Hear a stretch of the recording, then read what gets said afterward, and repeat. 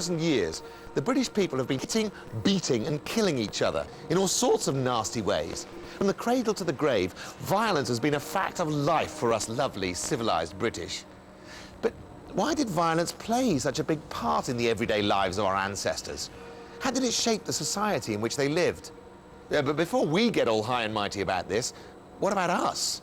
Would we, us 21st centuryists, be as violent as our ancestors if we didn't have laws to stop us?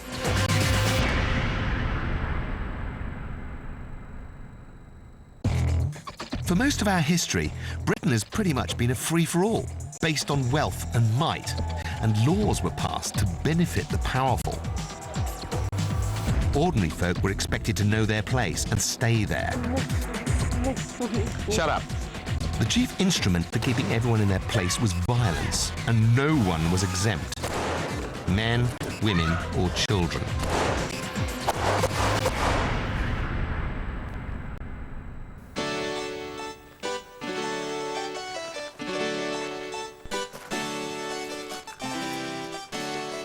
Let's talk about violence against men.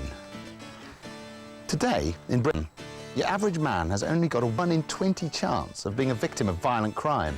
But things were very different in Tudor times. Travel back to the 15th or 16th centuries, and you're 5 times more likely to die a violent death than today. And you had a strong chance of getting a good kicking from your local lord, or being flogged senseless by your employer. And ordinary Tudor men would more than likely get into a fight with each other within minutes of leaving their front doors. Why was that? The Tudors had a very complicated system of being violent to each other, and it was all to do with status. Let me tell you a real story. This actually happened. In 1523, the Viscount of Kells, a man of very high status, known personally to the king, was driving along the King's Highway when all of a sudden, you won't believe this, there was a common peasant, a rustic type, in his way.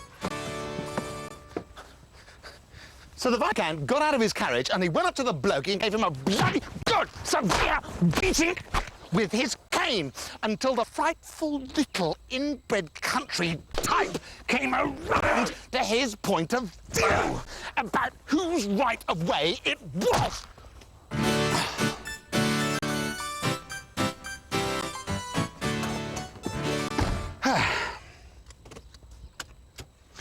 And after giving him the beating he so richly deserved,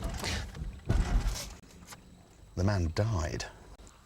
This was a bit awkward. Even in those days, you couldn't just wander around killing people. And the Viscount was brought before the House of Lords under a charge of murder. Not a problem for our Viscount, though. He told the king that it wasn't his fault. He was merely retaliating to the fact that a peasant had got in his way and wouldn't get out of his way. Well, the king was shocked. This was, and I quote, a frightful affront. It was very, very great provocation and downright insolence. So the king pardoned him, and quite right too.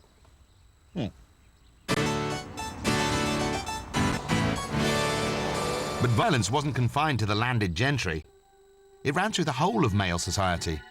Violence was woven into daily interactions. It was a very important part of upholding hierarchies and confirming status in the early modern period. There are some forms of violence, like, say, slapping someone on the face, that if a master did to his servant, wouldn't be considered violence. But if the servant did that to his master, that would be really very shocking. Right. Hierarchy was incredibly important, and this is a society where there's no police force. You're relying on amateurs in roles of constable and so on at the local level, and the way that order is maintained is through associating authority with status, with everybody knowing their place and staying in that place. It's a kind of society's language. It doesn't matter what class you are. Everybody understands this language and they behave by its rules. Yeah. The Tudors lived in an extremely violent time in British history, and they used violence to maintain the pecking order of the day. Rich men would beat up poor men, titled men would beat up commoners, older men would beat up younger men. But what if you're a man at the very bottom of the pile? Who did you get to pick on? The only place where you were lord and master was in your own home. And after a hard day waiting on his lordship at the castle and being beaten with a stick, the one compensation you had was to knock the living daylights out of your wife. British society's attitudes towards women are constantly changing. In the past, violence towards women wasn't just approved, it was even endorsed. Did you know the Romans were actually allowed to kill their wives just for drinking alcohol? And the Anglo-Saxons used to cut off their wives' noses and ears for committing adultery.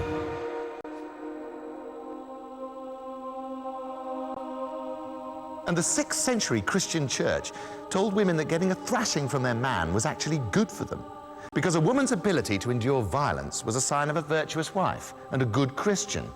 So all you had to do was to get beaten up by your husband, not complain about it, and you could go to heaven. Women didn't get much better treatment from the state either. When Henry II came to power in 1154, he created for the first time ever a formal legal system for Britain. The common law was written for the people, stating that legally a man's wife was his possession. Men had the right to beat their wives, so long as they did it what was called moderately and reasonably, which actually meant that basically you could do anything you wanted to her, as long as you didn't murder her. That was a crime. And if a woman complained about this state of affairs, she didn't get very far. In 1396, in York, a poor woman called Margaret Neffield decided to attempt the rare and brave step of dissolving her marriage on the grounds of cruelty. And although her husband Thomas did admit that, yes, he had beaten her up, rather a lot, and yes, he had broken her arm, zzz. And yes, he had slashed her around a bit, well, a lot, with a knife and things. But the court decided that no, Margaret did not have a case. She didn't have a case. And not only that, the court advised Thomas to beat her up even more, to correct her faults. When women complained about violence, they got no protection from the law. And medieval man had some very clever devices and contraptions up his sleeve to keep a woman in her place.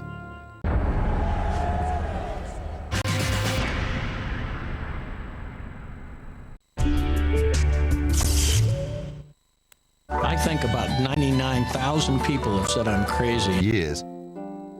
But there are some members of our society who have had more than their fair share of a good kicking. Take the position of women in the Middle Ages. The state gave each village the authority to punish women who didn't toe the line. Any woman who gossiped too much, any woman who nagged too much, any woman who caused trouble, or really any unpopular woman could be punished for any reason they felt like. And this person was known as a scold. A scold was a troublesome and angry woman who by her wrangling amongst her neighbours doth break the public peace, beget, cherish and increase public discord. These days, of course, we put women like that on daytime discussion shows. But in those days, they put their head inside one of these. The scold's bridle. The scold's bridle was first seen in Edinburgh in 1567, but it soon spread south over the border. Basically, it was an iron frame which fitted onto the unpopular woman's head and was padlocked on the back, so only the key holder could get it off. It had a piece of iron called a tongue, which rammed into the mouth and stopped the woman talking. And once the scold's bridle was on, are you ready, Christy? Christy Colley is an amateur historian from Leominster, and she's volunteered to play the role of my nagging wife to get the feel of what it was really like for medieval women. The woman was then paraded around the town so that all the townsfolk could see how bad she was.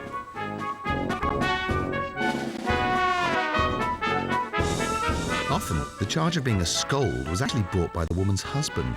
It was a perfect way to humiliate her into submission and boost his own image at the same time. Sometimes she was chained to a hook outside her house, someone else's house, the pub, anywhere really, so that all the town could show their disapproval. And in fact, The crime of being a scold was only abolished in 1967. There. So you enjoy that? What did it feel like? Very humiliating. I couldn't speak, my jaw aches, my teeth are numb, my head feels heavy from the weight of the thing. Yeah.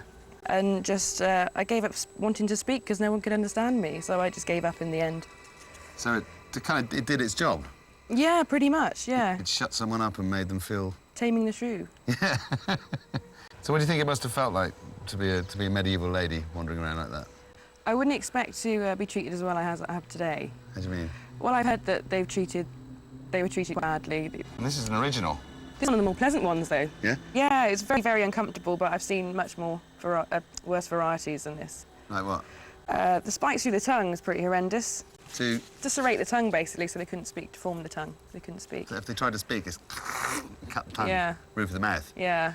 Gee. Nasty stuff. So there were spikes on the tongue and other bits of spikes around here too? Yeah, more often than not, the face was almost fully covered, Yeah. apart from the eyes. I found it difficult to see in front of me because of this. Yeah. But often they had spikes at either side, so they cut the neck or they couldn't lie down or find any comfort. This is serious. This is not funny. If they survived at all. How do you mean? They were often beaten and berated, smeared with poo. People threw slops over them through town. It was really a big thing. Yeah, sure. Yeah. They put one of these on, they might rip their tongue, they tie them to a wall and smear excrement on them, beat them. Beat them. If they survived the dragging through town, they probably wouldn't survive the beating. Well, they Often fatal. I think probably dogs were given a better deal than women back then. Or possibly so. Yeah. Well, in those days, Britain was a big country. But for whatever the reason, the scold's bridles were more popular in the north of England than in the south. In fact, the city of Chester even had to give a helping hand to Walton-on-Thames to help them to punish their women. They sent a scold's bridle to the southerners with the inscription, "Chester presents Walton with a bridle to curb women's tongues which talk too idle." But southern men had their own ideas on how to keep women in their place, and so they invented the ducking stool. This was a contraption designed to lower a scold into a river and cool her temper. The first ducking stool was built in Cologne, Wiltshire in 1401, and the practice quickly caught on. Female humiliation and DIY, an irresistible combination for medieval man. Incredibly, the ducking stool was used right up to the 19th century. In fact, the last ever official ducking took place right here in Leominster in 1817. That's less than 200 years ago. While Beethoven is composing his 9th Symphony, folks in Leominster are dishing out medieval punishments to unruly women. So, Eric, this is the original ducking stool. Yes. How did this thing work? Well, the lady would be loaded into the chair and then lifted up right into the air as far as it would go. With this beam here? With the beam here, with it just pivoted in the middle. Right. Like a seesaw. Yes. And then she'd be wheeled around the town. Tell me, what sort of women used to get punished by this machine? Well, they were defined as shrews, scolds, and brawling women. Brawling women? Yes. Okay. But I always think of them as the neighbours from hell. And one of the brawling women, we actually have a first-hand account of her ducking. All right. That was a lady called Jenny Pipes. Jenny Pipes, the brawling woman. Yes. And apparently when she came out of the water and was released from the chair, the first words she uttered was swearing at the magistrates for condemning her to such an indignity. So the brawling woman is put in the machine and she goes down under the water and she comes out brawling. What a fantastic piece of equipment. It's so useless. Yeah. The very last person to be sentenced as a scold in Britain was a lady called Sarah Lee, here in Leominster in Herefordshire. Sarah was taken to the town square and strapped tightly into the ducking stool. She must have been terrified. A crowd of locals taunting her, spitting in her face, beating her with sticks. She's hoisted high up into the air and paraded through the town with all the other women laughing at her as she passes. And they reach the riverbank and the sentence is announced. And herein, the ducking stool, the woman is to sit and to be let down into the water 3 or 4 times overhead and ears so that no part of her can be above the water. Sarah sits precariously far out over the bank, waiting for the moment when she plunges backwards into the cold river and the icy water envelops her face and fills her lungs. Except that they didn't duck her, really. Well, at all, really, because the river was too low. There was only about 6 inches of water there, apparently. So everyone just kind of stood around silently, feeling a bit stupid, and wandered off, feeling like complete idiots.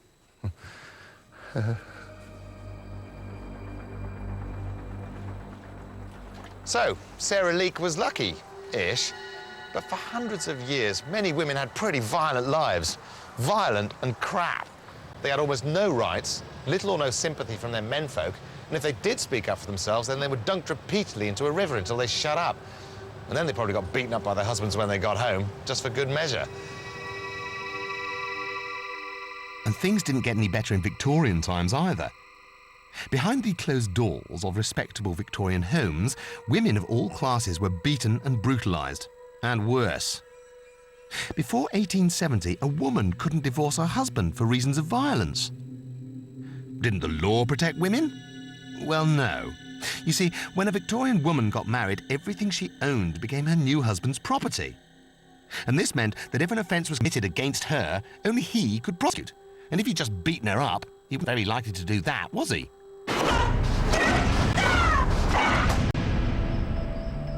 It was only at the beginning of the 20th century that women started to seriously campaign for equal rights. And then it took nearly 20 years of protests, marches and hunger strikes by the suffragettes before they finally won the vote in 1918. But even after this, attitudes within the home had hardly changed at all.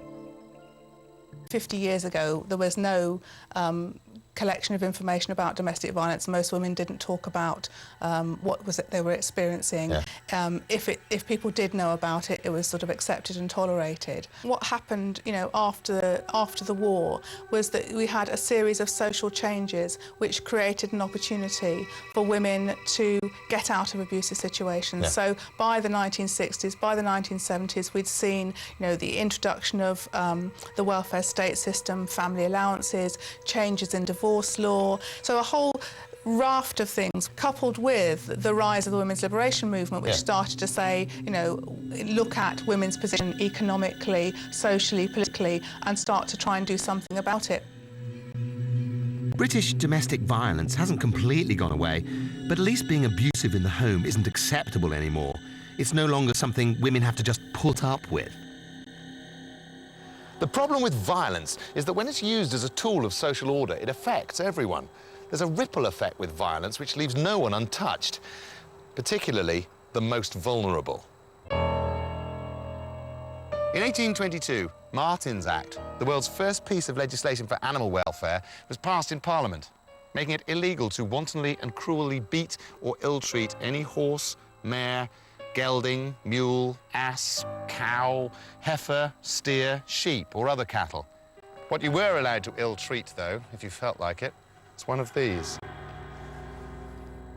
It wasn't for another 20 years that similar legislation to protect children was made law.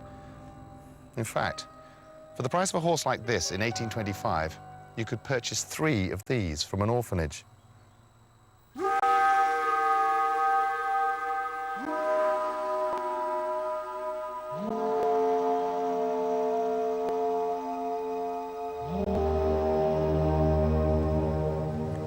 By the beginning of the 19th century, the empire was growing, the Industrial Revolution was at its height, and the demand for labour was insatiable.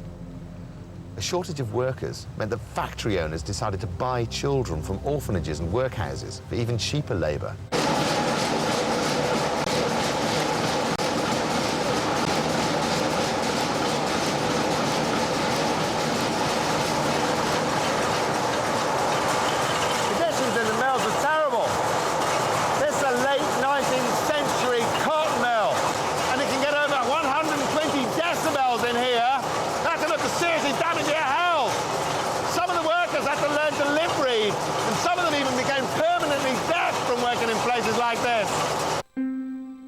The mill owners used to treat children as their effective slaves, often putting them in manacles to stop them running away.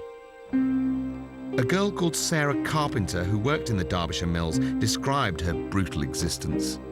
The master started beating me with a stick over the head till it was full of lumps and bled. My head was so bad that I could not sleep for a long time, and I've never been a sound sleeper since. There was a young woman, Sarah Goodling, who was poorly, and so she stopped her machine. James Birch, the overlooker, knocked her to the floor. She got up as well as she could. He knocked her down again. Then she was carried to the apprentice house. Her bedfellow found her dead, in bed. There was another called Mary. She knocked her food can down on the floor. The master, Mr. Newton, kicked her where he knocked it and caused her to wear away till she died. There was another, Caroline Thompson. They beat her till she went out of her mind.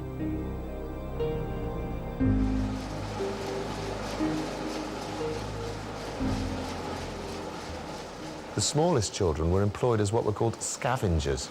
What they had to do was to pick up the spare pieces of cotton from the floor under the machines. But the machines were on, and the children were terrified, half choking on the dust and crawling just inches away from fast, noisy machinery. Some children were scalped when their hair was caught in the machines. Their fingers, their hands, their limbs were regularly crushed. In 1842, a German visitor wrote that he had seen so many people in the streets of Manchester without arms and legs that it was like living in the midst of an army that had just returned from a campaign. Children were literally treated as expendable commodities, easy to control and cheap to replace.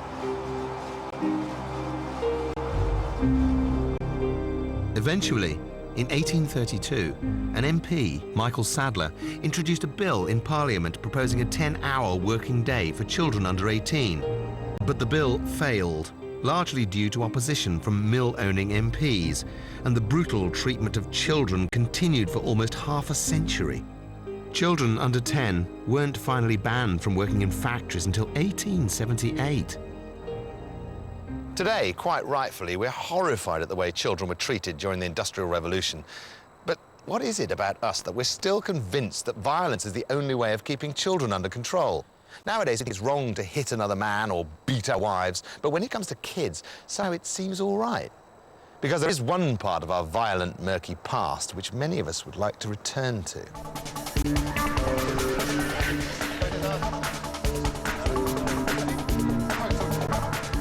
Terrible little brats. Spoiled. They run riot. There's not a lot of discipline. No discipline, yeah. Sadly, the children aren't taught morals, guidance or anything. They do whatever they want to. Parents don't have that much control as they had in the past. Parents just throw money or sweets at them to keep them quiet. Discipline is going right out of the door. If that is the case, what should be done about it? Should we bring back physical punishment in schools? Yes. I think they should, yeah. Yeah, I think. You think it should come back? Yeah. Probably the public schools, yeah, they should have it, though. Definitely. You should? Yeah. Yeah, canes a lot. Although violence in some senses now is frowned upon towards children, there's still an undercurrent where we apply kind of a different criteria when we talk about children from the way we would if we were talking about women or the disabled or other groups. So that children in some senses, I think, are still, as it were, at the bottom of the pile. Throughout British history, and right up until the end of the 20th century, school children were physically punished, often with one of these. And this is a prep school cane. The manufacturer's catalogue from the 1960s said this: with a diameter of 1/4 inch and a length of 30 inches, this cane is recommended for the punishment of younger boys, those aged from 7 to 11. It is usually applied to the boy's clothed seat, but is also suitable for application to the palm of the hand. In which case it is guaranteed to prove effective with offenders of all ages. What's the worst that can happen when a schoolmaster decides a child needs to be punished? 6 of the best and a sore bottom? Well, no. The worst that can happen is that the school kid ends up dead